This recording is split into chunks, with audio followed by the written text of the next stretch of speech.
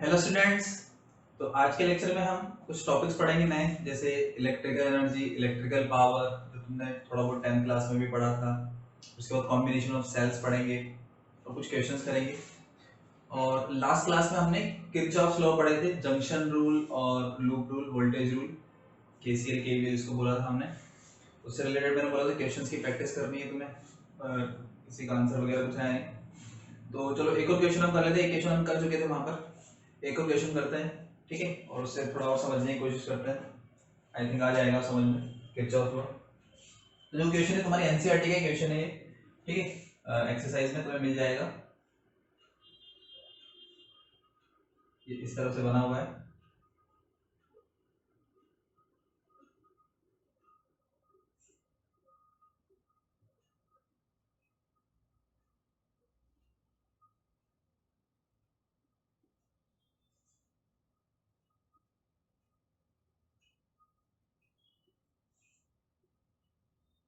ये A B C D, ये 10 volt battery है, ये 10 ओम है, ये 10 ओम, ये 5 ओम है, ये भी 5 ओम है, ये भी 5 ओम है, और ये 10 ओम है। तो डायग्राम तो देख के लगेगा कि ये व्हीटस्टोन ब्रिज जैसा दिख रहा है, पर ये व्हीटस्टोन ब्रिज नहीं बनेगा। क्यों? क्योंकि यहाँ पर रेशियो सेम नहीं। रेशियो मतलब 10 और 5 का रेशियो लेंगे तो 2:1 आएगा, और इसका रेशियो लेंगे तो 1:2 आएगा। इसका मतलब इस बीच वाले पोर्शन को मैं हटा नहीं सकता, ठीक है। हटाते कब? जब इसका रेशियो इसके रेशियो के इक्वल होता है तब हटा सकते हैं वो, और यहाँ पर हम उसको रिमूव नहीं कर सकते। तो रिमूव नहीं कर सकते तो इसको हम सिंपल मेथड से सॉल्व नहीं कर सकते। सिंपल मेथड से करंट वगैरह नहीं बता सकते हम, ठीक है। टोटल रेजिस्टेंस नहीं बता सकते, इक्विवेलेंट रेजिस्टेंस क्या होगा। तो इसके लिए क्या करेंगे? इसके लिए हम किरचॉफ्स लॉ को यूज में लेंगे, उसकी हेल्प से हम निकाल सकते हैं। तो देखो किरचॉफ लॉ क्या करते हैं, सबसे पहले हम करंट मान लेते हैं हमारी तरफ से करंट।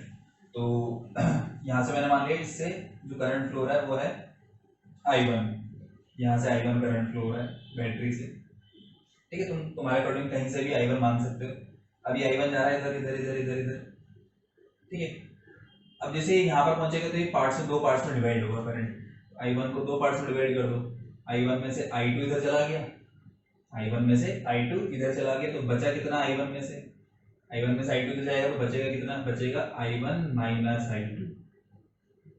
I1 माइनस I2 जो है बचा हुआ वो इधर आएगा। अब I2 इधर जा रहा है, यहाँ पहुंचा, फिर दो रास्ते मिल गए उसको, दो रास्ते मिल गए तो फिर दो रास्तों में टूट जाएगा वो। कैसे? इधर चला जाएगा मान लो I2, अच्छा I2 इधर जा रहा है तो इधर चला गया मान लो I3, I2 जा रहा है, दो रास्ते मिल गए, फिर डिवाइड हो, I3 इधर जाएगा, और इधर मान लेते हैं इधर जा रहा है कितना बचा हुआ I2 माइनस I3। तो यार आओ तुम्हें समझ में, इधर से I1 आया, I1 में से I2 इधर चला गया तो बचा कितना? I1 माइनस I2 इधर जाएगा। इधर I2 जा रहा है, I2 में से I3 इधर चला गया तो बचा कितना? I2 माइनस I3 वो इधर जाएगा। तुम चाहो तो इस पॉइंट पर किरचॉफ लॉ अप्लाई करके देख सकते हो कि इधर से आ रहा है कितना I1, जितना आ रहा है उतना जाएगा नहीं जाएगा, चेक करके देखते हैं। आ कितना आ रहा है? I1 आ रहा है। जा कितना आ रहा है? I2 और I, ये दोनों जा रहे हैं, ये भी जा रहा है ये भी जा रहा है। तो आने वाली करंट जाने वाली करंट की सम के इक्वल चेक करेंगे तो देखो I2 I2 cancel, I1 equals to I1, तो I1 ही आ रही है और टोटल I1 ही जाएगी, ठीक है। तो इतना सा दिमाग लगा सकते हो। ऐसे I2 यहाँ से जा रही है तो जितनी आएगी उतनी ही जाएगी, इन दोनों को सम करके देख लो तो I2 ही मिलेगा। अब देखो इधर से क्या आ रहा है? I2 माइनस I3, और इधर से क्या आ रहा है? I1 minus I2। तो ये दोनों मिलकर इधर पहुंच जाएगी, तो कितनी जाएगी इस जगह? इन दोनों को ऐड कर दो, जितनी आएगी उतनी जाएगी। तो इसको ऐड करेंगे तो क्या होगा? देखो ये हो जाएगा I1 माइनस I3, ऐड करो इसको तो I2 कैंसिल हो जाएगा, I1 माइनस I3। अब इधर से आ रहा है क्या? I3, और इधर से आ रहा है I1 माइनस I3, तो दोनों का सम बचा हुआ कितना? तो इसको सम कर दो, इन दोनों को ऐड करेंगे तो क्या बचेगा? I1 बचेगा, तो I1 इधर से इधर आ जाएगा। तो सबसे पहले करंट बना लिया हमने, ठीक है। अब करंट बनाने के बाद करंट सबकी डायरेक्शन बना ली हमने। इसके बाद क्या करते हैं? प्लस माइनस का साइन लगाते हैं। तो बैटरी तो पहले से लगा होता है प्लस माइनस, इसमें ऐसे करंट फ्लो है, तो जिस डायरेक्शन में करंट फ्लो रहा है उधर पहले हम प्लस लेंगे फिर minus.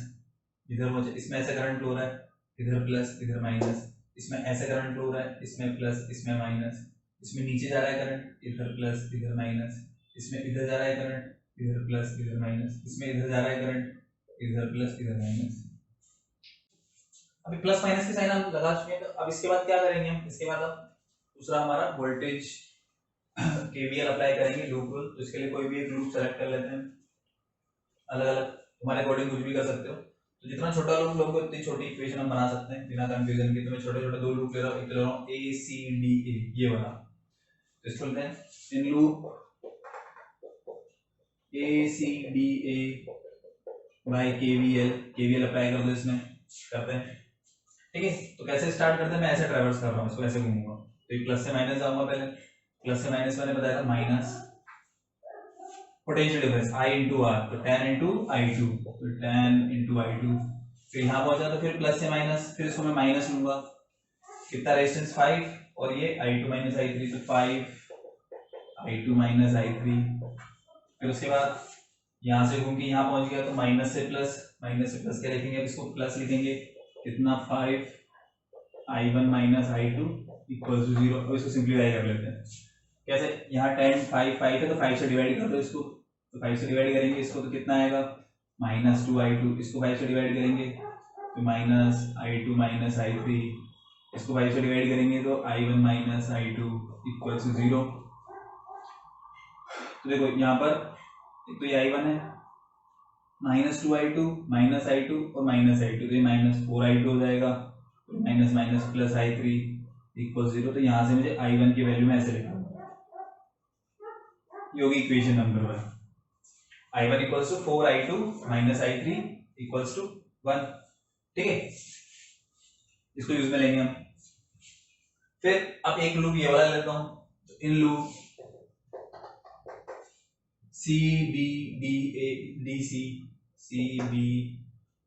C by KVL apply करो यहाँ पे, यहाँ से ट्रेवर्स करना स्टार्ट कर रहा हूँ सी से, तो प्लस से माइनस आएंगे तो माइनस 5, ठीक है 5 इंटू I3, इसमें I3 करंट फ्लो है, 5I3, फिर माइनस से प्लस, तो इसको प्लस में लेंगे, कितना tan into I1 minus I2, I1 minus I3, फिर माइनस से प्लस, इसको प्लस, कितना 5 into I2 minus I3 equal to 0।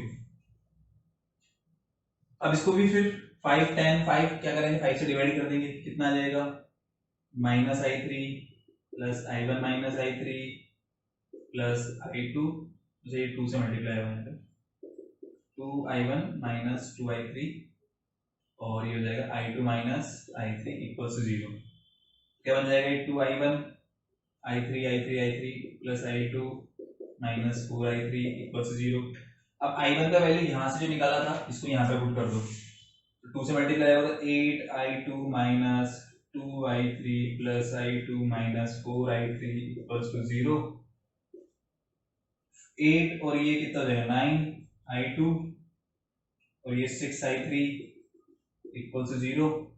ये I2 का वैल्यू देगा मेरे पास 2/3I3, एक रिलेशन ये मिल गया I2 और I3 में। ठीक है, तो अभी तो रिलेशन मिल रहा है, वैल्यू नहीं मिल रही। अब वैल्यू के लिए क्या करेंगे, हम एक और लूप लेंगे, क्योंकि यहाँ पर टोटल 3 वेरिएबल है, I1 I2 I3, तो एटलीस्ट 3 इक्वेशन चाहिए, तो 2 तो मिल गई, तीसरी और चाहिए मुझे। तो तीसरी इक्वेशन के लिए मैं एक और लूप लूंगा, एक और लूप ऐसा लेना है, एटलीस्ट एक लूप ऐसा लेना है जिसके अंदर बैटरी है। तो अब मैं लूप जो लेने जा रहा हूँ वो ले रहा हूँ A C B, और ये घूमकर इधर से यहाँ पे से ये इस तरह से, ये वाला लूप मैं ले रहा हूँ। ठीक है, ये जो वैल्यू I1 वाली वैल्यू, इसका भी हम इधर लेके आते कहीं पर 4I2 माइनस I3। अब देखो, अब यहाँ पे अप्लाई करते हैं, A in loop A C B A, घूम के इधर आगे बाई KVL, प्लस से माइनस आएंगे तो माइनस, कितना tan इंटू I2, फिर प्लस से माइनस आएंगे तो फिर माइनस, कितना 5 इंटू I3, फिर यहां से घूमते यहाँ पहुंचे माइनस से प्लस, प्लस tan, प्लस से minus minus tan into I1 equal to 0। अब यहाँ पे फिर क्या हो रहा है, ये 5 से कैंसिल हो रहा है, तो minus 2I2 minus 5I3 plus sorry 5 से कैंसिल हो जाएगा, i3 plus 2 minus 2i1 equal to 0।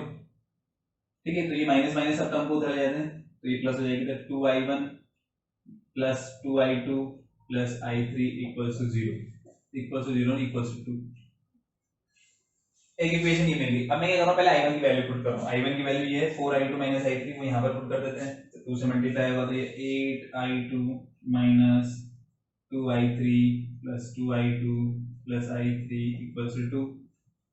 कितना हो जाएगा ये 10i2 और ये हो जाएगा माइनस i3 इक्वल्स टू 2। फिर i2 की वैल्यू लिखी थी हमने 2/3 i3, उसको यहाँ पुट कर देते हैं, 2/3 i3 minus i3 equals to 2। फिर 20/3 एलसीएम लेंगे 3 आ जाएगा, 20 माइनस 3 17/3 i3 इक्वल्स टू 2। और यहाँ से मुझे किसकी वैल्यू मिल गई, i3 की कितनी मिली, i3 equals to 3 into 2 6/17 ampere. सबसे पहले i3 मिल गया मुझे, y3 मिल गया तो i2 भी मिल जाएगा, ये रिलेशन है, तो क्या हो जाएगा i2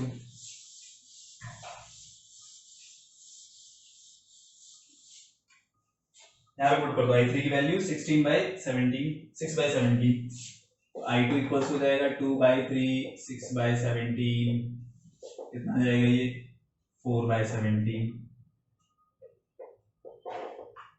ठीक है, और ऐसे i1 भी मिल जाएगा, यहाँ से i2 i3 की वैल्यू पुट करेंगे तो i1 आ जाएगा, i1 कितना आ जाएगा 4, i2 का वैल्यू 4/17 माइनस i3 6/17, सॉल्व कर लो इसको, 16 माइनस 6 10/17।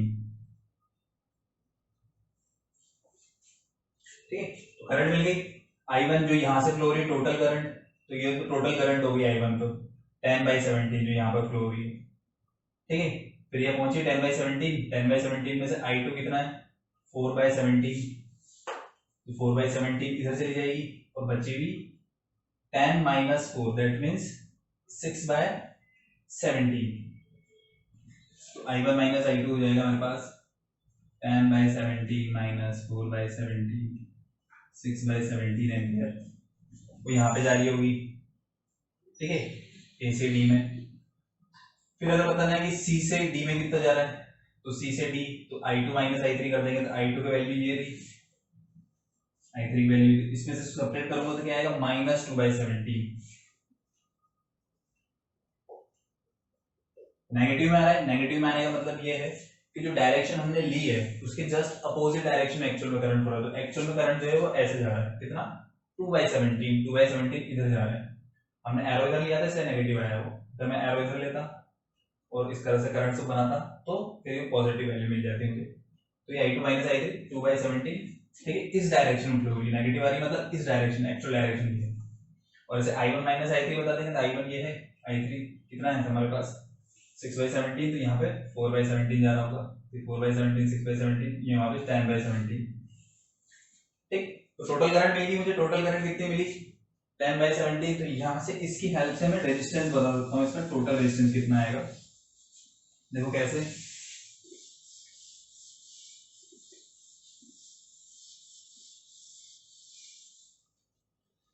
इस पूरे का इक्विवेलेंट R मान लो, इसको मिलाकर इस पूरे का इक्विवेलेंट R मान लो, तो इस पूरे को हम R से रिप्लेस कर देंगे।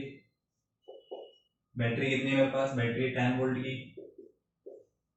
ठीक है, और यहाँ से टोटल करंट कितनी फ्लो हो रही है 10/17। ठीक है, तो total resistance R equals to V/I, V का वैल्यू 10 और 10/17, तो ये हो जाएगा 10 10 कैंसिल, कितना आ जाएगा 17 ओम, इस पूरे का रेजिस्टेंस 17 ओम। ठीक है, फिर तुमसे पूछ लिया मान लो इसका कितना होगा, खाली इसका। ठीक है, तो इसका R डैश मान लो, R डैश, और ये 10 ओम यहाँ लगा दो,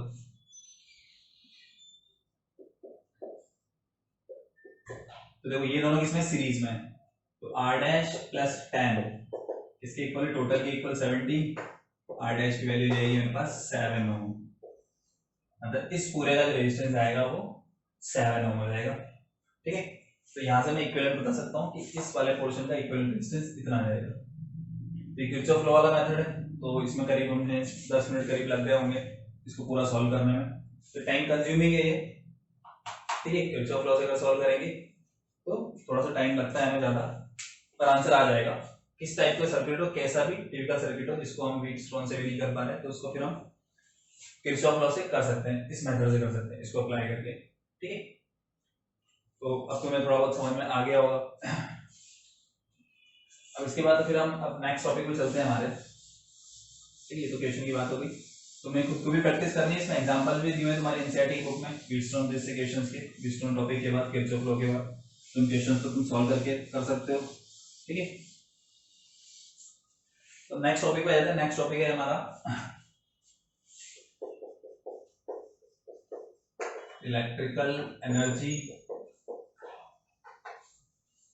ठीक है, एंड इलेक्ट्रिक पावर।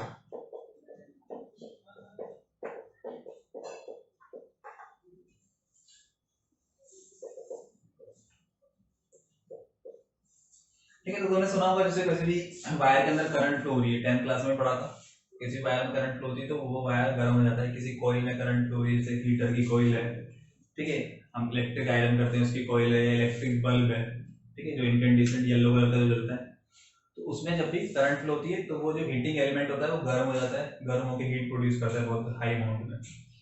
तो करंट जब फ्लो होती है किसी रजिस्टर से तो क्या करता है वो उसको गर्म कर देता है, हीट प्रोड्यूस करता है, इसको हम normally heating effect of current बोलते हैं।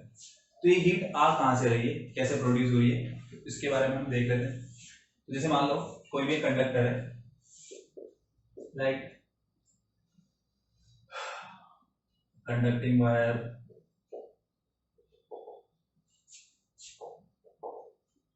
has potential difference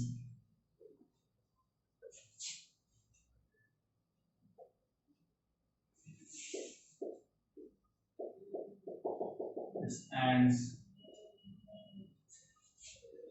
is capital B potential difference and current in it be capital I, ठीक। और रेजिस्टेंस भी लिख लेते हैं, रेजिस्टेंस R। तो ये सब है हमारे पास, पोटेंशियल डिफरेंस भी अप्लाई कर दिया, ये तो करंट फ्लो रहा है तो ऐसे लेते हैं, जैसे मान लेते हैं एक वायर हो गया,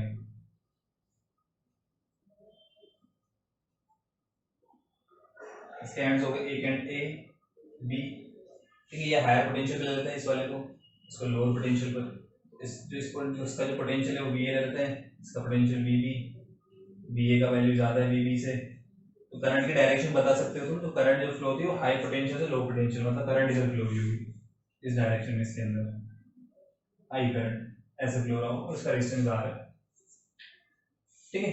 करंट फ्लो रहा मतलब हम मान सकते हैं कि चार्ज फ्लो रहा है, करंट फ्लो रहा है मतलब चार्ज फ्लो रहा है, एंड पोटेंशियल डिफरेंस को लिख सकते हैं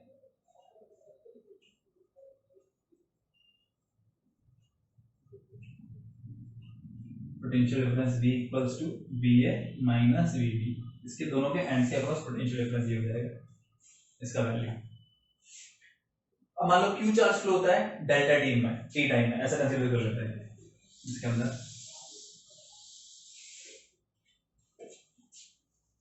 right.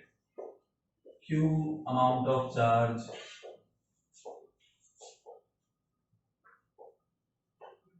flows through the wire in delta t time, delta T में इतना चार्ज फ्लो हो रहा है, आई करंट फ्लो होता है, Q को लिख सकता हूं मैं Q equals to I delta T, I equals to charge upon time होता है, तो charge equals to I into T हो जाएगा, ठीक है। अब जब चार्ज यहां पर होगा ए पॉइंट पर तो इसकी एनर्जी में लिख सकते हैं, एनर्जी कितनी होगी ए पॉइंट पर, तो potential energy of charge at point ए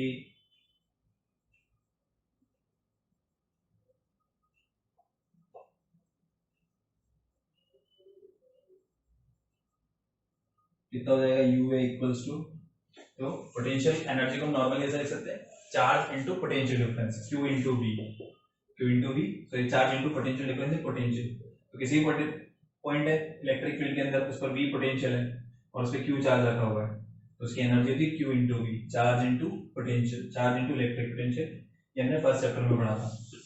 तो इस पॉइंट पे पोटेंशियल कितना है वी है, चार्ज क्यू, तो पोटेंशियल एनर्जी हो जाएगी Q इंटू वी ए, ठीक है। एट पॉइंट बी क्या होगा, Q इंटू वी बी। अब देखो वी ए का वैल्यू ज्यादा है, वी बी का वैल्यू कम है, तो यू ए ज्यादा होगा किसे, यू बी से।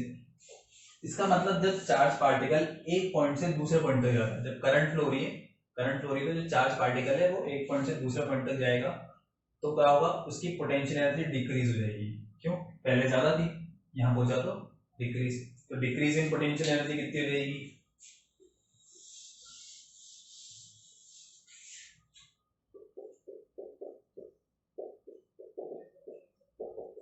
पोटेंशियल एनर्जी, तो डेल्टा यू इक्वल्स टू, एक डिक्रीज बताया तो इनिशियल माइनस फाइनल कर देते हैं, तो ये हो जाएगा मेरे पास Q बी ए माइनस बी बी, और बी ए माइनस बी बी को हम लिख देंगे क्या, बी के इक्वल, तो इतना एनर्जी इसका क्या हो जाएगा, डिक्रीज रहेगा, और Q को लिख देंगे आई डेल्टा टी, तो डेल्टा टी को लास्ट में लिख देता हूं मैं।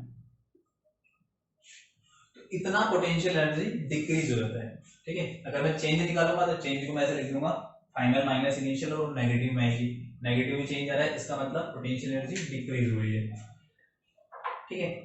अब बात करते हैं इसके अंदर जैसे इलेक्ट्रॉन्स वगैरह जो मूव करते हैं उसकी बात करते हैं। तो इलेक्ट्रॉन जब मूव करता है इधर से इधर आता है, ठीक है, तो एक्चुअल मोशन जो होती है वो तो थर्मल टेम्परेचर की वजह से होती है, उसकी टेम्परेचर ज्यादा होगा तो फास्ट मूव करता है, ठीक है। पर टेम्परेचर की वजह से फाइनली करंट नहीं मिलता, करंट मिलता है इसकी ड्रिफ्ट वेलोसिटी की वजह से, और ड्रिफ्ट वेलोसिटी ऑलमोस्ट कांस्टेंट रहती है, यहां से यहां जैसे वो मूव करेगा हमारा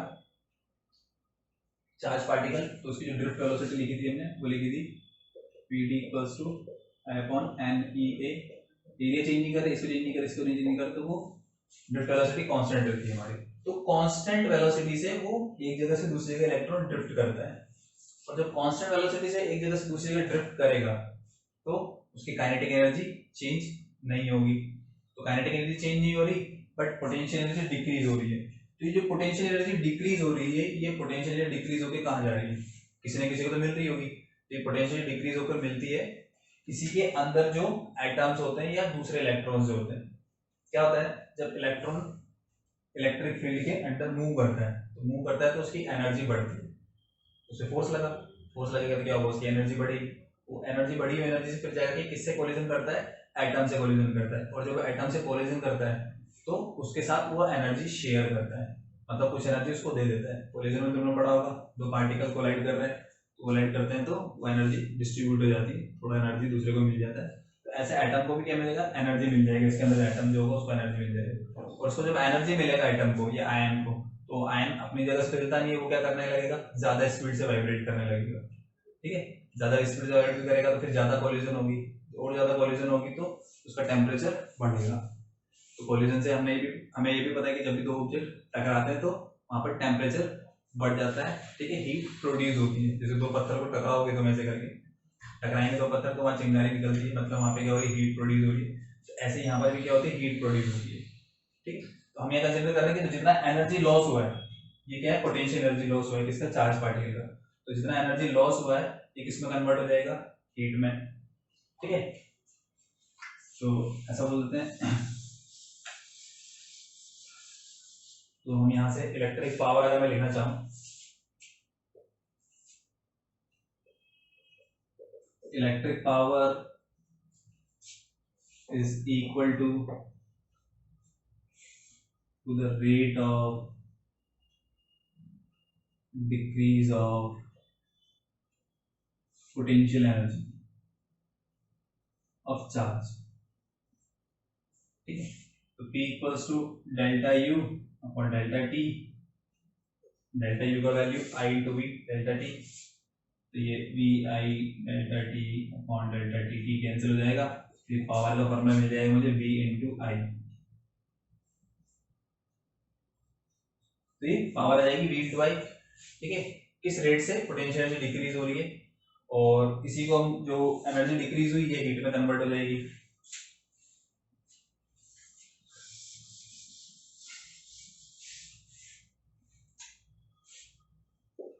एंड डिक्रीज इन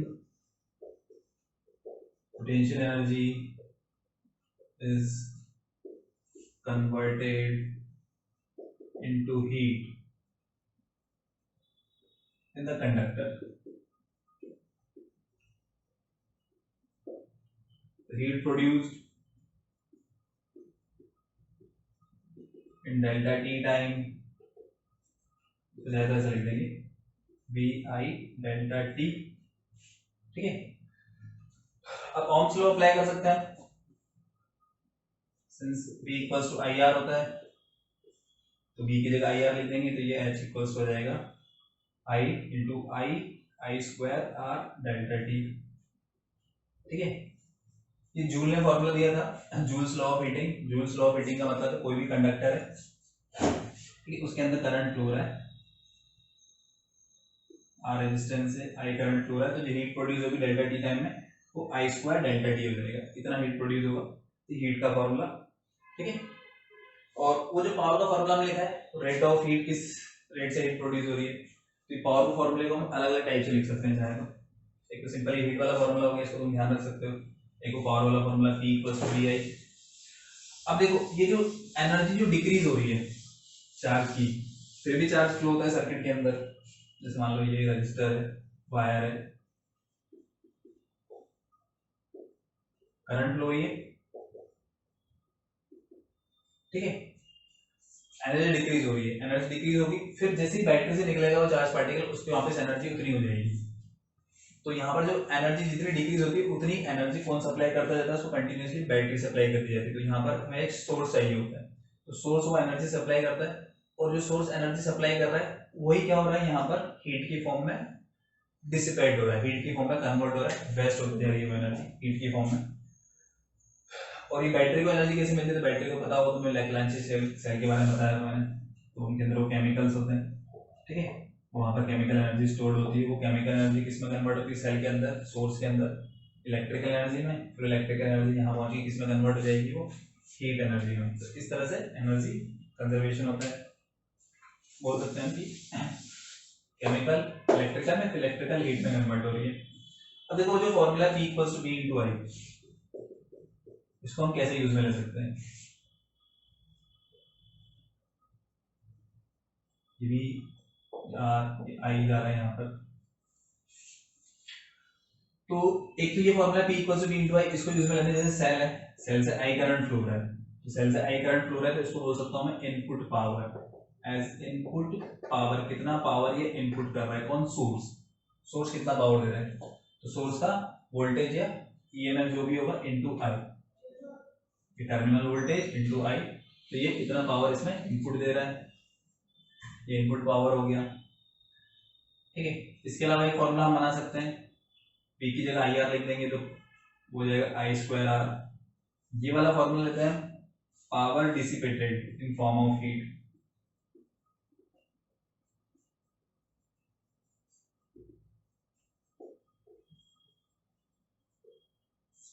हीट की फॉर्म में कितना पावर डिसिपेट हो रहा है।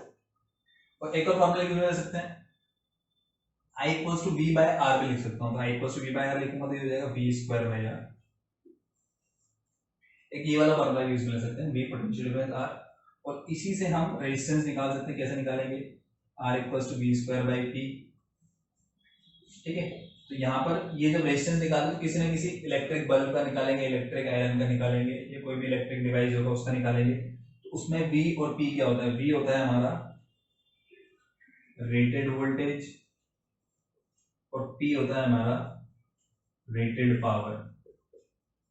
तो ये रेटेड वोल्टेज और रेटेड पावर होता है V और P। कैसे रेटेड वोल्टेज रेटेड पावर, जैसे कोई भी इलेक्ट्रिक अप्लायंस तुम्हारे घर पर होगा तो उसकी वोल्टेज की लिमिट लिखी होगी कि नॉर्मली जो V होता है वो 220 वोल्ट होता है हमारा, और उस इलेक्ट्रिक अप्लायंस की एक पर्टिकुलर पावर होगी, ठीक है। जैसे इलेक्ट्रिक के बल्ब की बात करें तो अलग अलग बल्ब आते हैं, कोई 10 वॉट का बल्ब आता है, कोई 15 वॉट का आता है, कोई 40 वॉट का आता है, कोई 60 वॉट का आता है, कोई 100 वाट का बल्ब आता है।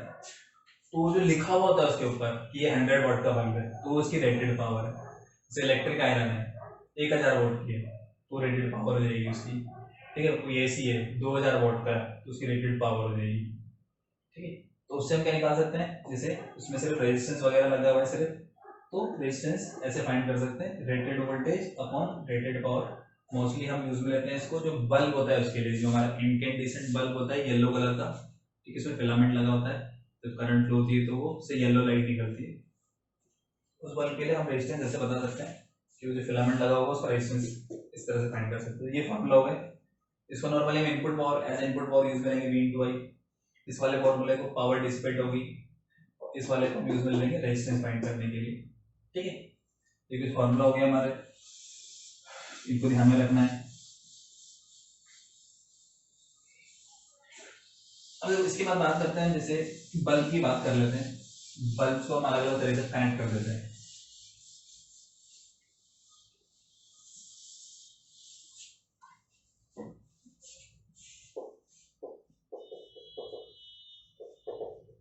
कॉम्बिनेशन ऑफ इलेक्ट्रिक बल्ब्स,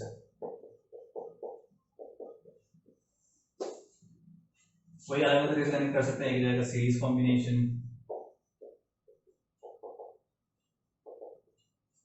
और एक पैरेलल। तो सीरीज में ऐसे लगा देंगे बल्ब को,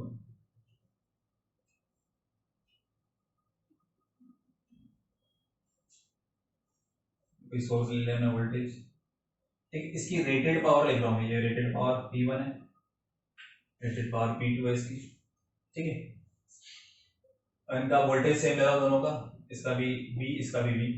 इसका रेजिस्टेंस बता सकता हूँ मैं, रेजिस्टेंस क्या होगा इसका, तो R1 equals to V square upon P1, और इसका भी रेजिस्टेंस बता सकते हैं R2 equals to V square by P2। अब इन दोनों बल्ब को मैं क्या कर रहा हूँ, एक सिंगल बल्ब से रिप्लेस कर रहा हूँ। तो टोटल जो रेजिस्टेंस होगा, टोटल रेजिस्टेंस हो जाएगा R equals to R1 plus R2, क्योंकि इसको भी रेजिस्टेंस की तरह ट्रीट करना है कि रेजिस्टेंस लगा हुआ है यहाँ पर, इसको भी रेजिस्टेंस की तरह ट्रीट करना है, यहाँ पे रेजिस्टेंस लगा हुआ है, और दो रेजिस्टेंस सीरीज में, तो इक्विवेलेंट रेजिस्टेंस हो जाएगा ये।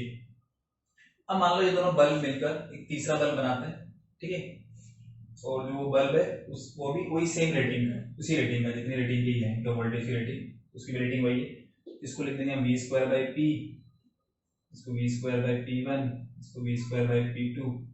तो टोटल पावर जो आएगी, ये V कैंसिल हो जाएगा, तो 1/P equals to 1/P1 plus 1/P2। तो यहाँ पे जो जितने भी ये पावर जो आई बल्ब की, इनकी सबकी वोल्टेज रेटिंग सेम रहेगी। तो कोई बल्ब अगर ऐसे सीरीज में लगे हुए हैं, ठीक है, तो जो टोटल पावर होती है उसका रेसिप्रोकल, सभी की पावर के रेसिप्रोकल के सम के इक्वल होता है बल्ब की पावर, ठीक। तो इसको एग्जांपल दे सकते हो, तो इसका एग्जांपल जो दिवाली के टाइम पर या कोई भी फंक्शन वगैरह कुछ भी हो तो वहां पर घर के बाहर झालर लगाते हैं, ठीक है। झालर मतलब वो छोटे छोटे बल्ब जो होते हैं, एलईडीज वगैरह जो होती है वो सीरीज में लगी होती है, एक के बाद एक के बाद एक, ठीक है, और ऐसे बहुत सारी लगी होती है सीरीज में।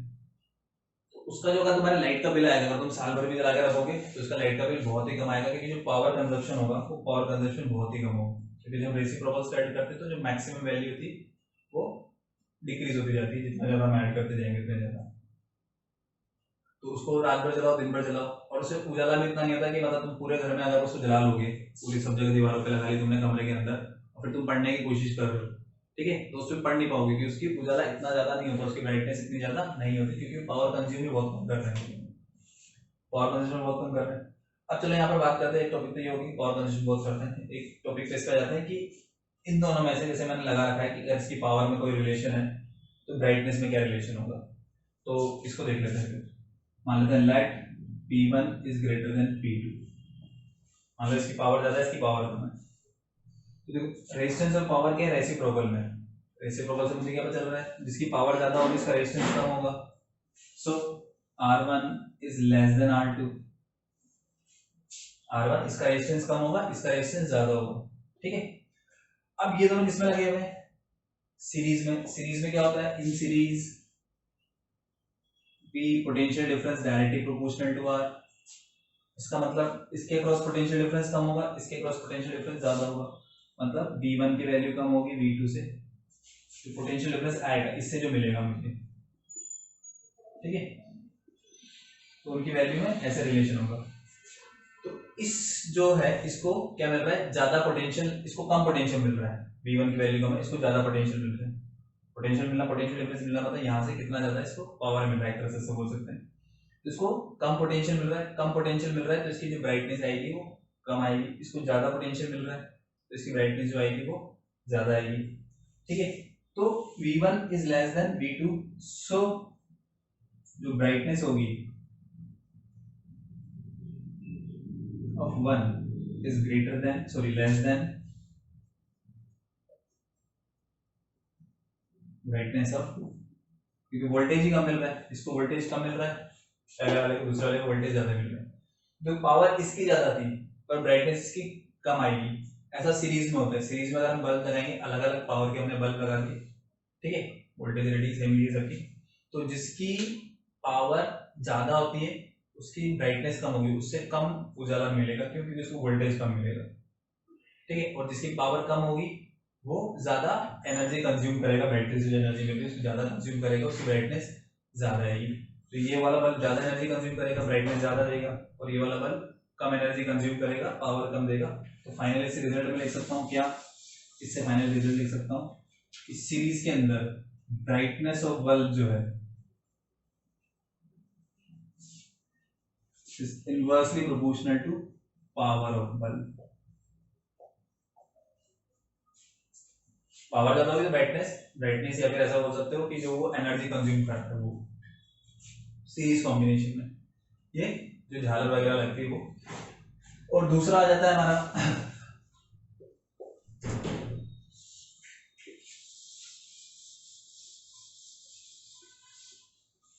Parallel combination. देखो पैरेलल कॉम्बिनेशन में क्या होगा, बल्ब को पैरेलल में लगा देते हैं,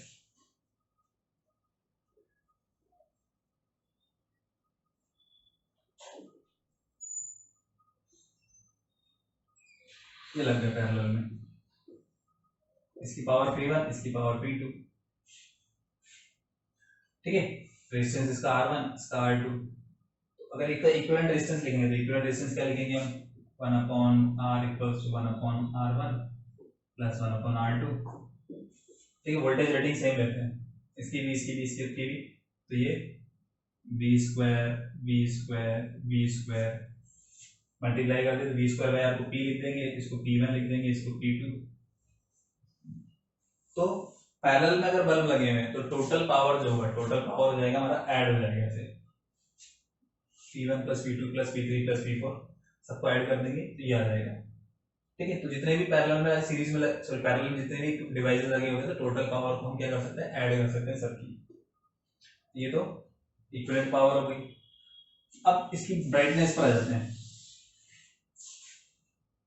इसमें भी पहले जैसे मान लेते हैं late P1 is greater than P2, मतलब पहले वाले बल्ब की पावर ज्यादा है दूसरे वाले की कम है, तो रेजिस्टेंस उल्टा हो जाएगा, so R1 is less than R2 in parallel. Parallel में वोल्टेज तो सेम होता है और current inversely proportional to R होता है, I equals to V by R, V constant, तो I inversely proportional to R, और जिसका रेजिस्टेंस ज्यादा होगा वहां कम करंट फ्लो होगा, तो रेजिस्टेंस इसका ज्यादा है, कम करंट यहाँ पे कम होगा यहाँ पे ज्यादा होगा, तो करंट जो होगा I1 ज्यादा होगा I2 कम हो जाएगा, I1 ग्रेटर देन I2।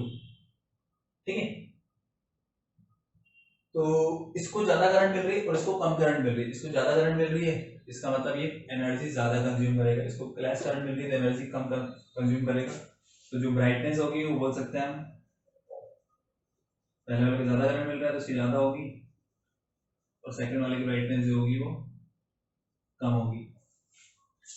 ठीक है, तो यहाँ से हम फाइनल रिजल्ट कैसे लिख सकते हैं, इस तरह से लिख सकते हैं कि ब्राइटनेस ऑफ बल्ब है वो डायरेक्टली प्रोपोर्शनल टू पावर हो जाएगी।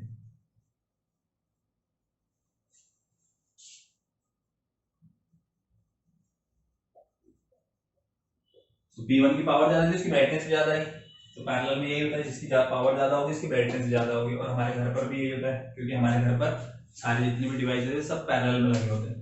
तो जो ज्यादा पावर का बल्ब है 100 वाट का उससे ज्यादा ब्राइटनेस मिलेगा, जो कम पावर का बल्ब है 10 वाट का उससे ब्राइटनेस कम मिलेगी। तो इस चीज को भी हम ध्यान में रख सकते हैं। ठीक है, अब देखो इस पे एक सिंपल सा क्वेश्चन क्या देख सकते हैं हम,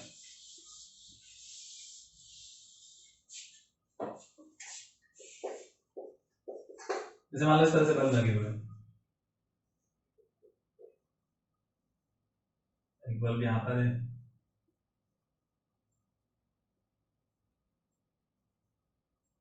दो बल्ब यहाँ पर है, ठीक है। V1 इसकी पावर 60 वाट, V2 इसकी पावर 100 वाट, V3 इसकी पावर 60 वाट, ठीक है। तो ये VS लगा हुआ है, ये अलग अलग से पावर दिया हुआ है सबकी, और जो एनर्जी कंज्यूम कर रहे हैं, तो एनर्जी कंजप्शन इसका W1 है, दूसरे वाले का W2 है, और तीसरे वाले का W3 है, और W1 W2 और W3 इनमें हमें रिलेशन बताना है कि ये, या फिर तुम ब्राइटनेस भी ले सकते हो कि इसकी ब्राइटनेस W1, इसकी ब्राइटनेस W2, इसकी ब्राइटनेस W3, इन तीनों में क्या रिलेशन होगा, कौन सी कम होगी कौन सी ज्यादा होगी, तो उसमें बता सकता हूँ। तो देखो इन दोनों में, ये दोनों किसमें लगे हुए हैं, ये और ये किसमें लगा हुआ है, सीरीज में। और सीरीज में क्या होता है, जिसकी पावर ज्यादा होती है उसकी ब्राइटनेस कम होती है। तो इसकी और इसमें तो रिलेशन में सीधा बता सकता हूँ क्या, कि W2 जो है इसकी ब्राइटनेस कम होगी और इसकी ब्राइटनेस ज्यादा होगी, W3 ज्यादा होगा, W2 कम होगा, ठीक है। फिर क्या काम कर सकते हैं, फिर तुम क्या कर सकते हैं, इन दोनों का इक्विवेलेंट निकाल लो। 100 का सीरीज में लगा हुआ है, तो इक्विवेलेंट पावर आ जाएगी 1/p = 1/p1 + 1/p2, 1/100 1/60 करोगे तो वैल्यू आएगी जो लेस देन 60 आएगी, ठीक है। ये हो जाएगी अराउंड 600 1/16,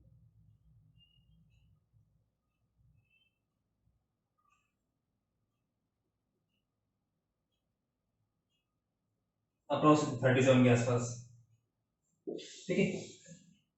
ये वाली जो पावर आएगी टोटल वो कम आएगी, ये पावर कम आएगी, और ये पावर ज्यादा है, ये टोटल पावर कम है, ये टोटल पावर ज्यादा है। तो टोटल पावर ज्यादा है तो पैरेलल में जब होता है तो पैरेलल में ज्यादा पावर ज्यादा एनर्जी कंज्यूम करेगा, तो ये इन दोनों से ज्यादा एनर्जी कंज्यूम करेगा। तो जो इसका जो एनर्जी कंजम्पशन है W1 वो सबसे ज्यादा होगा। दूसरा सिंपल सा मैटर, दूसरा मेथड से कर सकते हैं कि V पूरा का पूरा पोटेंशियल डिफरेंस को मिलेगा, V पूरा इसको मिलेगा, ठीक है। मतलब ये ज्यादा पावर कंज्यूम करेगा, और ये भी इन दोनों में डिवाइड होगा, इसके क्रॉस पोटेंशियल डिफरेंस कम आएगा, इसके क्रॉस पोटेंशियल डिफरेंस ज्यादा आएगा। तो ज्यादा पोटेंशियल डिफरेंस आएगा तो ये ब्राइटनेस ज्यादा मिलेगी इसको, इसको पोटेंशियल डिफरेंस कम आएगा तो इसकी ब्राइटनेस कम होगी। तो सबसे ज्यादा ब्राइटनेस इसकी हो जाएगी क्योंकि अकेला है, पूरा का पूरा इसको ये पूरा मिल रहा है। फिर इसके बाद इसका नंबर, फिर सबसे लास्ट में इसका, मतलब इसकी पावर कंजप्शन सबसे कम, एनर्जी कंजप्शन सबसे कम, फिर उसके बाद इसकी, और सबसे ज्यादा इसकी। तो इस तरह से हम इस क्वेश्चन को सॉल्व कर सकते हैं सिंपल, ठीक है। तो ये पावर वाला हमारा हो गया क्वेश्चन। अब आ जाते हैं हम कॉम्बिनेशन ऑफ सेल्स पर।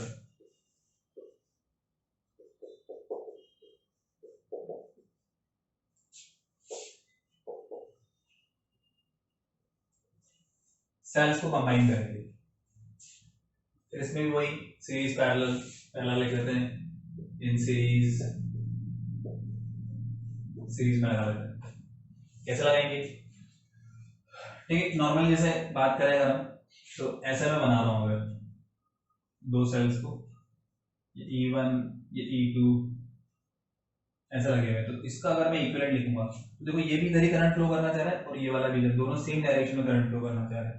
दोनों जब सेम डायरेक्शन में करंट फ्लो करना चाहेंगे तो एक तरह से ये एक दूसरे का सपोर्ट कर रहे हैं, एक दूसरे को सपोर्ट कर रहे हैं। तो जो इक्विवेलेंट हम ईएमएफ जब लिखेंगे यहाँ पर, तो इन दोनों को अगर मैं सिंगल सेल से रिप्लेस करूंगा तो उसको लिख दूंगा E1 + E2,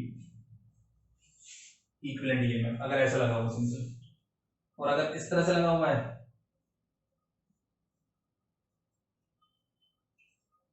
ये इधर करंट फ्लो करना चाह रहा है और ये इस तरफ, दोनों एक दूसरे को अपोज करना चाह रहे हैं, और मान लेते हैं यहाँ पर E1 की वैल्यू ज्यादा है E2 से, तो इसके पास ज्यादा पावर है, ज्यादा ईएमएफ है, इलेक्ट्रोमोटिव फोर्स का ज्यादा है, इसका इलेक्ट्रोमोटिव फोर्स कम है, तो इसकी चलेगी, तो इसकी चलेगी।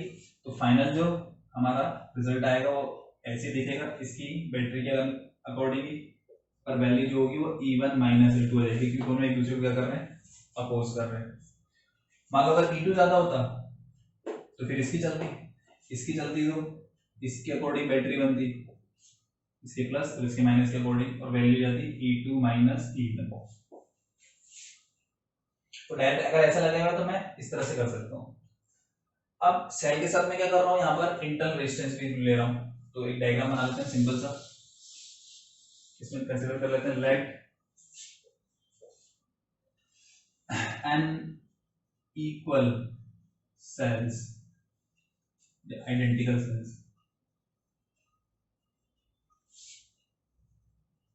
each of EMF capital E and internal resistance small r are connected in series.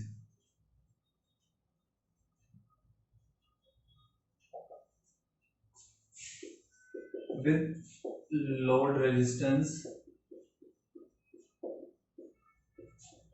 मतलब एक्सटर्नल रेजिस्टेंस कैपिटल आर, तो कैपिटल आर से सीरीज में कनेक्टेड है। तो डायग्राम बनाना चाहो तो ऐसे बना सकते हैं, ये एक सेल, ये दूसरा सेल, ये तीसरा सेल, ऐसे चलते जा रहे हैं एन सेल्स, सबकी वैल्यू सेम है, ये ई, ये आर, ये ई, ये आर, ये ई, ये आर, ये ई, ये आर एन टाइम्स, और ये सब फिर एक एक्सटर्नल रजिस्टर से कनेक्टेड है कैपिटल आर से। यहाँ पे करंट फ्लो ये आई इस तरह से, ठीक है।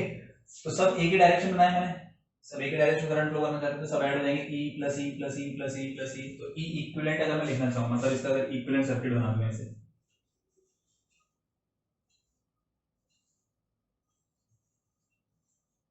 ई equivalent r equivalent capital r और आई करंट, मतलब ये पूरे सेल जो है इन सबका ईएमएफ इतना और पूरा सबका इंटरनल रेजिस्टेंस उतना, इक्विवेलेंट और आर इक्विवेलेंट की वैल्यू लिख सकते हैं। क्या हो जाएगी, ई इक्विवेलेंट तो हो जाएगा मेरे पास e plus e n times e, r equivalent हो जाएगा मेरे पास r plus r plus r plus r n times r, ठीक है। ई इक्विवेलेंट आ गया, आर इक्विवेलेंट आ गया, तो मैं करंट की वैल्यू बता सकता हूँ। तो देखो करंट की वैल्यू क्या हो जाएगी, तो जो करंट आएगा यहाँ से हमारा तो हो जाएगा i equals to total EMF upon total resistance, तो ये दोनों सीरीज में, तो total resistance r equivalent plus r, इसका वैल्यू एन ई, ये एन आर प्लस आर, ये करंट की वैल्यू रहेगी। तो इतना करंट सर्किट के अंदर फ्लो होगा, ठीक है। अब इसमें जब करंट फ्लो होगा तो इसमें पावर बता सकता हूँ, पावर डिसिपेटेड इन आर, तो देख लेते हैं।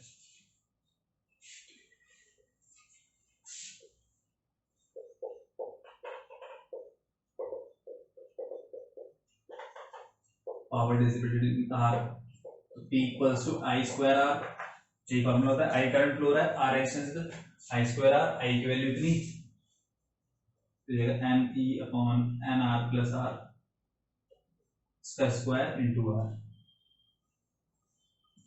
ये पावर डिसिपेट हो जाएगा। अब मान लो तुम्हें निकालना है मैक्सिमम पावर कितना डिसिपेट हो रहा है,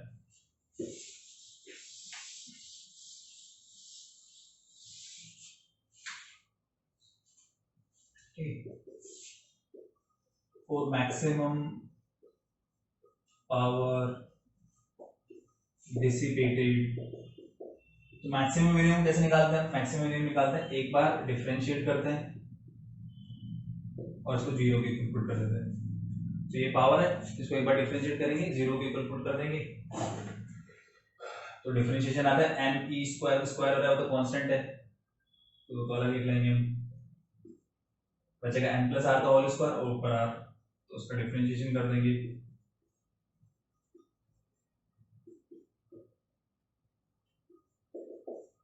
याद है तुम्हें, ये तो हो जाएगा जीरो के साथ हो लेगा, ठीक है। और ये u बाई बी वाला फॉर्मूला लगा देंगे हम यहाँ पर, u अपॉन बी, तो पहले b को बाहर रखते हैं, u का करते हैं डिफरेंशिएशन, तो इसको n plus n are plus R का जो स्क्वायर हो रहा है इसको रखेंगे हम बाहर, और r का डिफरेंशिएशन करेंगे तो r का डिफरेंशिएशन आएगा 1, फिर माइनस का साइन, फिर अब रखेंगे r को बाहर, फिर इसको करेंगे डिफरेंशिएट, तो इसका डिफरेंशिएशन सबसे पहले पावर आ गया 2, पावर में से 1 माइनस होगा, फिर उसको डिफरेंशिएशन करेंगे, इसका डिफरेंशिएशन बाहर आ जाएगा और अपॉन में n plus R square equal 0, ये उधर इसके साथ हो जाएगा 0 के साथ, इसमें और इसमें n are plus r common आ जाएगा, यहाँ बचेगा n are plus r minus 2r। अभी पॉजिटिव वैल्यू ऐड हो रही है तो जीरो नहीं सकती, यहाँ सब्ट्रैक्ट हो रहा है एन आर माइनस आर, तो ये जीरो हो सकता है, तो यहाँ से n r equals to r मिल जाएगा। एन आर क्या है हमारा, आर इक्विवेलेंट, और कैपिटल आर क्या है ये। तो अगर इसकी और इसकी वैल्यू सेम है, आर इक्विवेलेंट और इसकी और इसकी वैल्यू अगर सेम है, तो यहाँ पर जो पावर डिसिपेटेड होगी मैक्सिमम होगी, या फिर ऐसा बोल सकते हैं जो करंट फ्लो होगी वो भी मैक्सिमम होगी। तो ये आई और पी कब मैक्सिमम होंगे, जब एन आर मतलब इक्विवेलेंट रेजिस्टेंस, ये R equivalent internal resistance equals to load resistance, ये इसके इक्वल हो जाएगा इस वाले डायग्राम में, है ना। इस वाले डायग्राम, अगर तुम डायग्राम चेंज कर दोगे, यहाँ भी कुछ लगा दोगे, यहाँ भी कुछ लगा दोगे, तो फिर ये रिलेशन नहीं आएगा। तो इस सिंपल से डायग्राम के लिए ये वाला रिलेशन ध्यान रख सकते हैं कि ये दोनों अगर इक्वल होंगे तो मैक्सिमम पावर डिसिपेट होगा, और उसकी वैल्यू क्या हो जाएगी, तो तुम वहां पे पुट कर सकते हो। तो आई मैक्सिमम अगर मैं बोलना चाहूँ, करंट भी मैक्सिमम होगा, तो एन ई एन आर, और आर की जगह एन आर लिख देंगे, तो ये हो जाएगा ई बाई 2r, ठीक है। और पावर मैक्सिमम, ठीक, यहाँ पे रखेंगे इसका आई का वैल्यू ए स्क्वायर आर, तो ई स्क्वायर बाय 4r, और कैपिटल आर की जगह एन आर लिख देंगे, तो ये एक आर कैंसिल हो जाएगा, तो ये सब दिखेगा maximum power n E square upon 4r, maximum power इतना डिसिपेट होगा, और मैक्सिमम करंट ये हो जाएगी, तो इसको भी हम ध्यान रख सकते हैं। तो ये तो क्या सीरीज, इसी तरह से हम देखते हैं पैरेलल।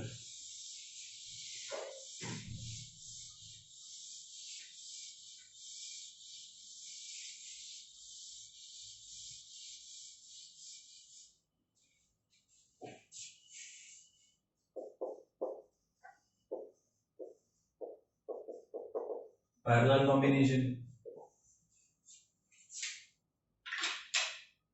तो पैरेलल कॉम्बिनेशन में भी हम ऐसे लगा रहे हैं, एन सेल्स ले रहे हैं, तो ये हो गया एक सेल, और आइडेंटिकल लेना होगी, ये एक और सेल, और ऐसे चलते जा रहे हैं,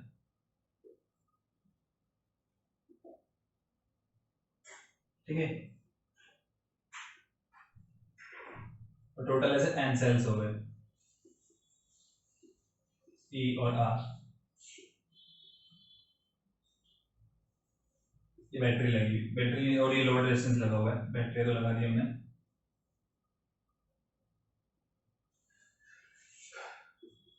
ई आर इस तरह से लगे हुए, बहुत सारे सेल्स है, एन सेल्स लगे हुए, लोड रेजिस्टेंस ये से करंट फ्लो है इनसे आई। अब इनका फिर मैं इक्विवेलेंट बना रहा हूं ऐसे, इक्विवेलेंट सर्किट,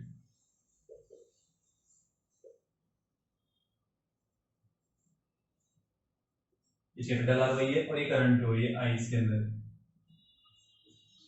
तो देखो पैरेलल की बात करें तो पैरेलल में जो हमारा पोटेंशियल डिफरेंस होता है वो सेम होता है, बट इसके अक्रॉस पोटेंशियल डिफरेंस, इसके अक्रॉस जितने भी सेल्स होंगे सभी के अक्रॉस पोटेंशियल डिफरेंस सेम होगा। और जब इनका ईएमएफ इक्वल होता है, ईएमएफ जो इक्वल होता है, तो यहाँ पर पोटेंशियल डिफरेंस जाएगा, वो हम डायरेक्टली या फिर इन सबको मैं ऐसे रिप्लेस कर सकता हूँ, तो ई इक्विवेलेंट जो होगा पैरेलल में, अगर सपोज करंट फ्लो नहीं हो रही है तो ये भी ई, ये भी ई, ये भी ई, ये भी सबकी वैल्यू सेम है, तो ई इक्विवेलेंट जो होगा वो ई के इक्वल ही होगा मेरे पास। तो पैरेलल में अगर सेम सेल्स लगे हुए हैं तो ई इक्विवेलेंट सिंपल ई के इक्वल, और आर इक्विवेलेंट, तो आर इक्विवेलेंट को हम लिख सकते हैं डायरेक्टली कैसे, आर आर आर आर, ये पैरेलल में लगे हुए सारे, तो पैरेलल लगे तो आर इक्विवेलेंट क्या हो जाएगा, आर बाय एन, सीरीज में एन इंटू आर होगा, पैरेलल में आर बाई एन। और ईएमएफ का ध्यान रखना, या ईएमएफ ई बाई एन नहीं होगा, ई ही रहेगा, है ना। सर्किट है तो यहाँ से करंट की वैल्यू लिख देंगे, करंट क्या हो जाएगा, i equals to e equivalent upon r equivalent plus r, ये रहेगा ई की जगह ई रहेगा r by n plus r, ठीक है। और पावर डिसिपेटेड इन आर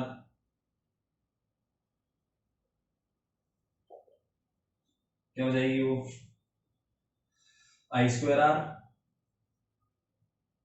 और आई की value E upon are by n plus are.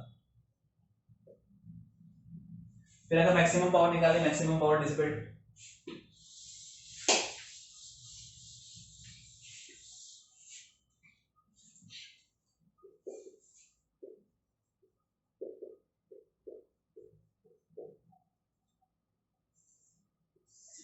तो इस वाले सर्किट में मैक्सिमम पावर तब होगी जब इसकी और इसकी वैल्यू क्या होगी, सेम होगी। तो यहाँ से बोल सकते हैं आर इक्विवेलेंट क्या होगा, इसके इक्वल, आर के इक्वल। अगर तुम चाहो तो फिर वापस इसको डिफरेंशिएट करके जीरो के इक्वल पुट करके सॉल्व कर सकते हो, यही आएगा r by n equals to r. Current का value i equals to e upon are by n, r की वैल्यू भी r by n into r by n. अच्छा ये तो आएगा नहीं, सॉरी, तो ये हो जाएगा मेरे पास 2r बाई एन, एन ऊपर पहुंच जाएगा तो ये एन ई अपॉन 2r, और जो पावर डिसिपेट आएगी इसका स्क्वायर कर देंगे तो वही पहले जैसे लिखेगा ये n E square by 4r, number of cells E square by 4r। तो ये maximum current, maximum power parallel में, ठीक है, सेम अगर लगे हुए। और अगर मान लो सेम नहीं लगे हुए, जो सब सेल्स है वो सेम है, डिफरेंट सेल्स हैं,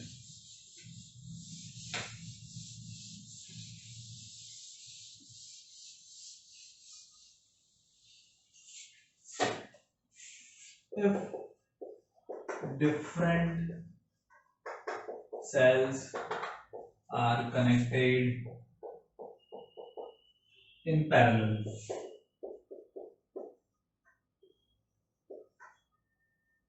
तो दो सेल लेके कर रहे हैं हम सॉल्व इसको, फिर हम इसको जनरलाइज कर देंगे, फिर कितने भी लगे तो बता दे सकते हो।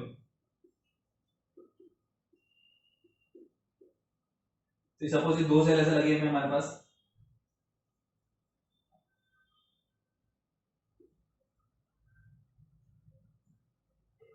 ठीक है, तो E1 E2 ये इस तरह से लगा हुआ है। तो इसको मैं सिंप्लीफाई करने के लिए यहाँ पे किरचॉफ लॉ को यूज में ले रहा हूँ, मतलब इनका जो इस फॉर्म में मैं इसको कन्वर्ट करूंगा।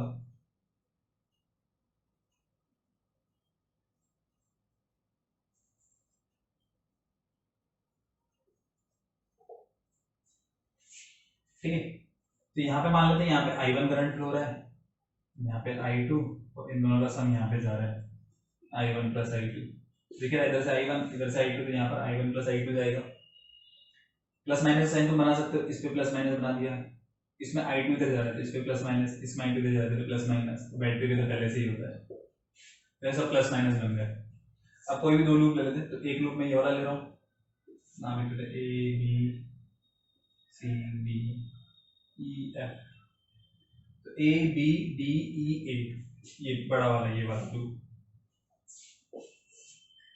इन loop A B D E A by KVL apply कर रहे हैं, करो, ठीक है। प्लस है माइनस, इसको मैं माइनस E1 लिख दूंगा, फिर ये माइनस है प्लस, प्लस करंट कितना फ्लो हो रहा है I1 इंटू R1, तो I1 R1,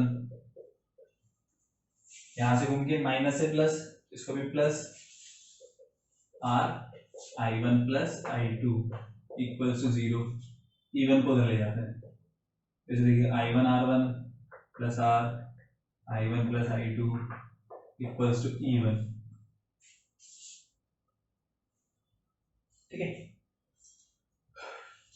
और इसको मैं क्या कर रहा हूँ, इसको मैं मल्टीप्लाई कर रहा हूँ R2 से, तो इस वाली इक्वेशन को R2 से मल्टीप्लाई कर दो, जैसे लिखिएगा I1 R1 R2 plus R into R2 I1 plus I2 E1 R2,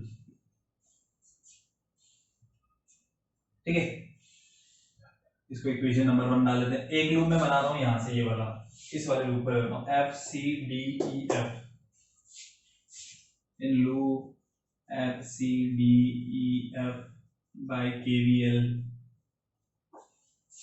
तो यहाँ पे अप्लाई करते हैं, तो इस वाले लूप को ट्रेवर्स करें तो प्लस से माइनस, माइनस E2, माइनस से प्लस, करंट हो रहा है I2 इंटू R2, तो प्लस I2 R2, और यहाँ पे देखा माइनस से plus, plus R into I1 plus I2, सब हो गए इक्वल टू 0। इसको उधर ले जाएंगे, I2 R2, अच्छा ये small R2 plus I1 plus I2 equals to E2। इसको क्या करें, इसको R1 से मल्टीप्लाई कर देते हैं,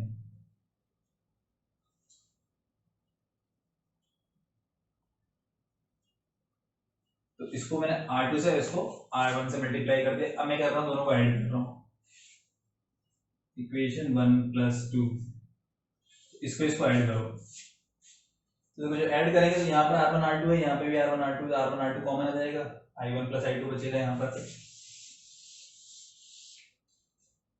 तो R1 R2 आ गया हमारा कॉमन, बच गया I1 प्लस I2, ठीक है। फिर ये दोनों ऐड होंगे, ये दोनों ऐड होंगे, तो दोनों में क्या कॉमन आ रहा है, R इंटू I1 I2, ये चीज कॉमन आ रही है, यहाँ R2 है यहाँ R1 है, ये ऐड हो जाएगा, इक्वल्स टू, और इधर ये दोनों ऐड हो जाएंगे, E1 plus sorry E1 R2 plus E2 R1। अब इसको थोड़ा सॉल्व कर लेते हैं, और फिर दोनों में क्या कॉमन आ रहा है, दोनों कॉमन आ रहा है, इसमें और इसमें I1 प्लस I2 कॉमन आ रहा है, तो I1 प्लस I2 कॉमन ले लेंगे, बचेगा यहाँ पर R1 R2 और plus R into R1 plus R2 equals to E1 R2 plus E2 R1। तो यहाँ से I1 प्लस I2 की वैल्यू हो जाएगी हमारे पास, ऐसे देखिए,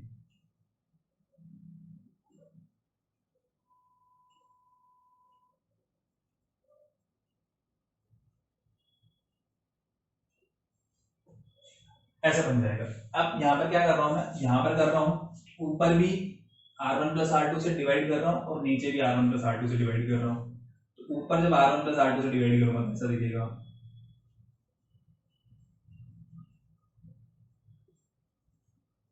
अपॉन नीचे भी R1 प्लस R2 से डिवाइड कर रहा हूँ, तो यहाँ पे R1 प्लस R2 से डिवाइड करेंगे और यहाँ पर भी R1 प्लस R2 से डिवाइड करेंगे, तो ऐसा दिखेगा। अब यहाँ पे R के अंदर जो करंट फ्लो है इसको मैं I बोला, तो इसको मैं I लिख देता हूँ, उसकी वैल्यू I1 प्लस I2 की इक्वल है। अब ध्यान से देखो यहाँ पर, अगर मैं यहाँ पर I लिखना चाहूँ तो I कैसे लिखूंगा, I equals to E equivalent upon R equivalent plus R, ये लिखेंगे। देखो R इक्विवेलेंट क्या होगा, R इक्विवेलेंट ये दोनों किसमें पैरेलल में, तो ये दोनों पैरेलल में, तो R इक्विवेलेंट को क्या लिख सकते हैं, मैं R लिख सकते हैं R1 R2 upon R1 plus R2, दो अगर पैरेलल में लगे हुए तो मैं बता चुका हूँ R1 R2 upon R1 plus R2, तो R इक्विवेलेंट ये दिख रहा है तुम्हें, ठीक है। फिर ये R की जगह R है इसे, और ऊपर जो E इक्विवेलेंट है, E इक्विवेलेंट की जगह क्या दिख रहा है, ये इस तरह से, तो इसको इसको कंपेयर करूंगा तो मैं बोल सकता हूँ कि इस वाले डायग्राम में जो E इक्विवेलेंट है वो E इक्विवेलेंट हो जाएगा मेरा, E इक्विवेलेंट क्या हो जाएगा, ये E1 R2 plus E2 R1 upon R1 plus R2, R equivalent हो जाएगा मेरा R1 R2 upon R1 plus R2। तो ये सेल लगे हुए इस तरह से, मुझे इस सर्किट को, ये अलग अलग है ना, इस सर्किट को सिंपल सर्किट में कन्वर्ट करना है। इस सर्किट को सिंपल वाले सर्किट में कैसे कन्वर्ट कर सकता हूं मैं, कैसे कन्वर्ट करूंगा, ठीक है। देखो दोनों के प्लस प्लस एक तरफ होने चाहिए, मतलब दोनों सेम डायरेक्शन में करंट फ्लो करने चाहिए। E1 R2 plus E2 R1 upon R1 plus R2, ये वैल्यू थी, इसको हम इजीली कैलकुलेट कर सकते हैं, क्रॉस मल्टीप्लाई करना, इसको इससे divide by R1 plus R2, वो तो हो गया इक्विवेलेंट, वो पैरेलल लगे हुए दोनों, तुम R इक्विवेलेंट तुम बता ही सकते हो, तो इस तरह से हम इसको इजीली कन्वर्ट कर सकते हैं, ठीक है। चलो इसको पढ़ा, तो ये हो गया हमारा इक्विवेलेंट और आर इक्विवेलेंट, ये मिल गया मुझे। और अब इसको जनरलाइज करने की बात करते हैं। अगर ये दो तो अभी लगे हुए हैं, अगर मान लो दो से ज्यादा लगे होंगे, तो दो से ज्यादा लगे होंगे तो देखो क्या करेंगे हम। तो जैसे मान लो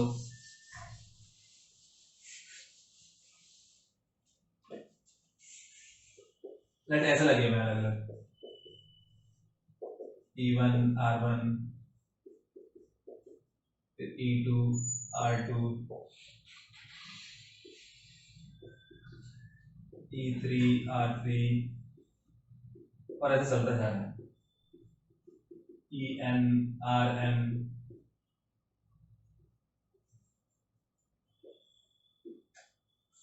इस केस में हम ई इक्विवेलेंट लिखेंगे, ई इक्विवेलेंट लिखेंगे इस तरह से, E1 upon R1 plus E2 upon R2 plus E3 upon R3 that is EN upon RN divide by 1 upon R1 plus 1 upon R2 plus 1 upon R3।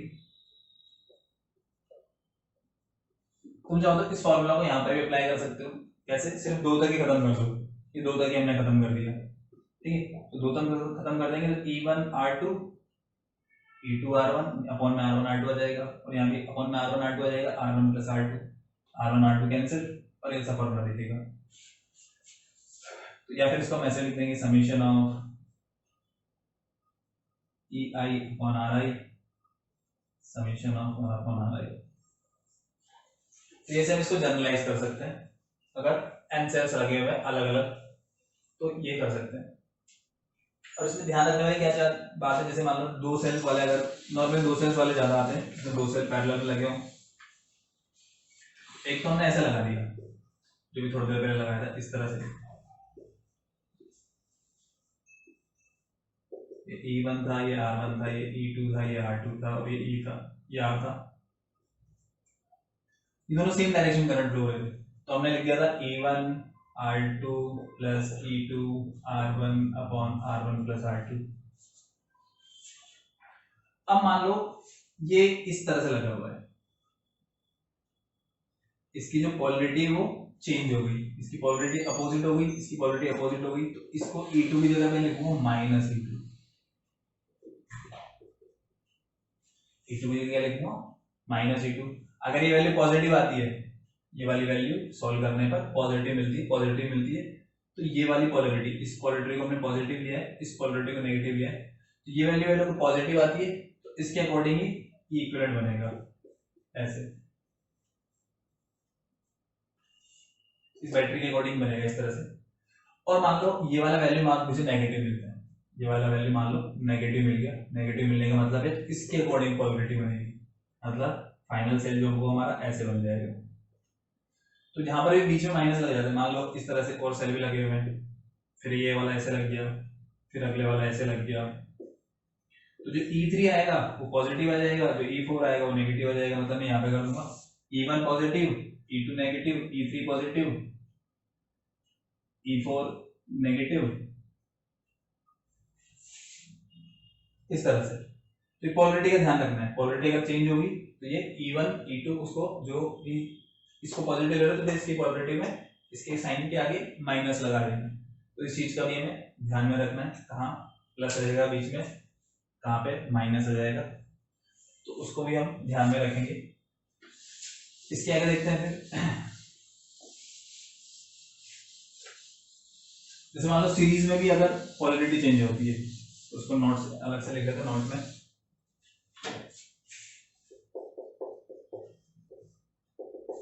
if n cells are connected in series and m of them, m जो है वो less than n होगा obviously, m of them has opposite polarities,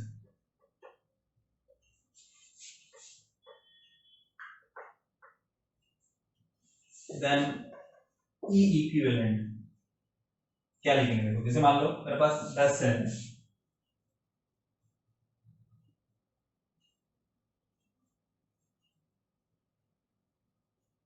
तो 9 और ये 10। सबकी polarity same है, सबकी पोलरिटी सेम है, तो मैं लिख दूंगा इसकी भी ई, इसकी भी ई, इसकी भी ई, आइडेंटिकल सेल ले रहे हैं सारे। तो ये हो जाएगा tan e, क्या हो जाएगा इक्विवेलेंट tan e हो जाएगा। सबको ऐड कर देंगे, पर मान लो दो जो है ये नेगेटिव हो गए, ऐसे दो नेगेटिव हो गए तो क्या करूंगा, ये तो सब ऐड होंगे सेम पोलरिटी वाले तरीके, तो e प्लस ई 8e, उसमें दो को सेपरेट कर दूंगा 2e, तो आंसर आएगा मेरे पास 6e। तो ये टोटल नंबर है मेरे पास n, ये टोटल नंबर है n, तो n की वैल्यू यहाँ पे 10 हो गई, ठीक है। और उसमें से m मतलब दो सेल अपोजिट पोलरिटी के, ठीक है। और फाइनल आंसर मुझे लाना है 6e, तो 10e से 6e कैसे लाऊंगा, मैं लाऊंगा 2 × 2e से, तो ये बन जाएगा 6e। देखो इसका टोटल आंसर आना चाहिए 6e।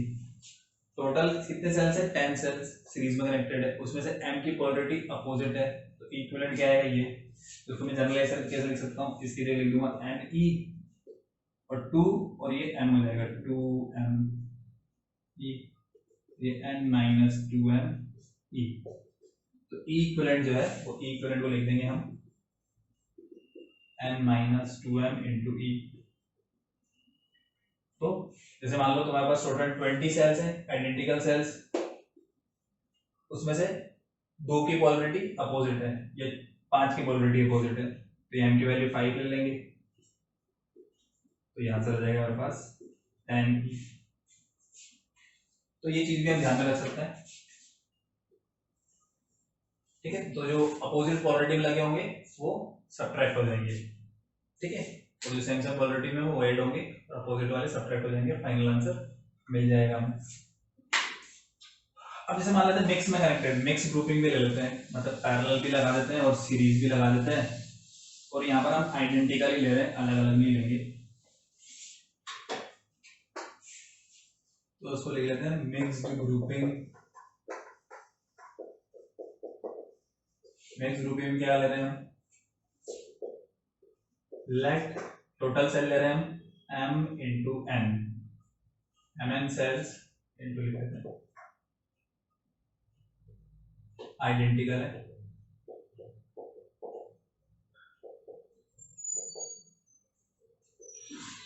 are connected as shown, ठीक है। तो ऐसा लगे हमें सीरीज में भी है पैरेलल में भी है, तो n सेल्स को तो ये तो मैं सीरीज बना रहा हूँ, n सेल्स को तो सीरीज में लगा रहा हूँ, ठीक है। और टोटल ऐसी जो है ये m रोज बना रहा हूं मैं,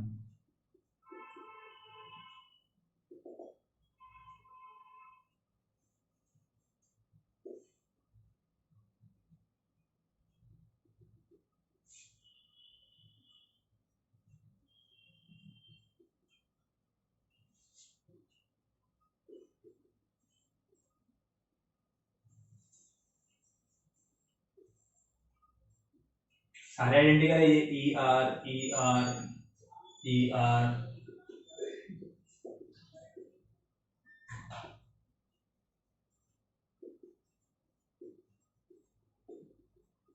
सब में n सेल्स है और m रोज है, टोटल ऐसी, तो n प्लस n कितने टाइम्स, m टाइम्स, तो टोटल नंबर ऑफ सेल हो गए n × m या m × n। अब देखो इसका इक्विवेलेंट आर इक्विवेलेंट सिंपली वाले सर्किट में कन्वर्ट करेंगे इसको, ऐसे वाले सर्किट में हम, ये हो जाएगा ई इक्विवेलेंट मेरा, ये हो जाएगा आर इक्विवेलेंट मेरा, ये हो जाएगा आर करंट आई फ्लो हो रही है, यहाँ पर भी आई करंट फ्लो हो रही है, उसको उसमें कन्वर्ट करना है। देखो ई इक्विवेलेंट क्या लिख सकते हैं, तो बताओ तुम सोचकर, क्योंकि सबके सेल की वैल्यू सेम है तो इजी है करना, कैसे, ई एन टाइम्स, तो ये एन ई हो जाएगा, यहाँ पर भी एन ई, यहाँ पर भी एन ई, यहाँ पर भी एन ई, एम टाइम्स, तो पैरेलल में जो रहता है वो सेम रहता है, जितना यहाँ पर हो उतना यहाँ पर हो, उतना यहाँ पर हो, टोटल भी उतना ही आएगा, तो ई इक्विवेलेंट जो आएगा, ई इक्विवेलेंट एन ई ही आएगा मेरे पास। और जब बात करेंगे आर इक्विवेलेंट की तो अलग होगा, कैसे, n r n r n r n r कितने times, m times, r equivalent हो जाएगा मेरा एन आर बाई एम। तो करंट जो मैं लिखूंगा यहाँ पर, तो ई इक्विवेलेंट की वैल्यू का एन ई, आर इक्विवेलेंट की value n are by m, total resistance r, ये आ गया करंट का वैल्यू। तो ये आई की वैल्यू हो जाएगी ऐसे, ठीक है। ऐसे पावर डिसिपेट भी बता देंगे या करंट मैक्सिमम कब होगा।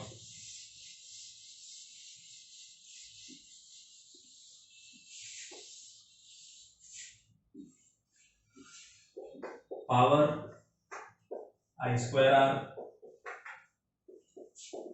आई की value n E n are by m plus R square into R for maximum power और करंट।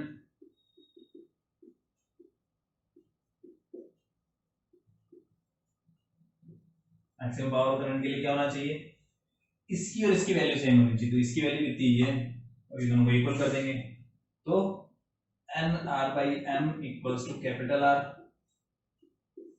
इस कंडीशन में मैक्सिमम पावर प्रोड्यूस होगी।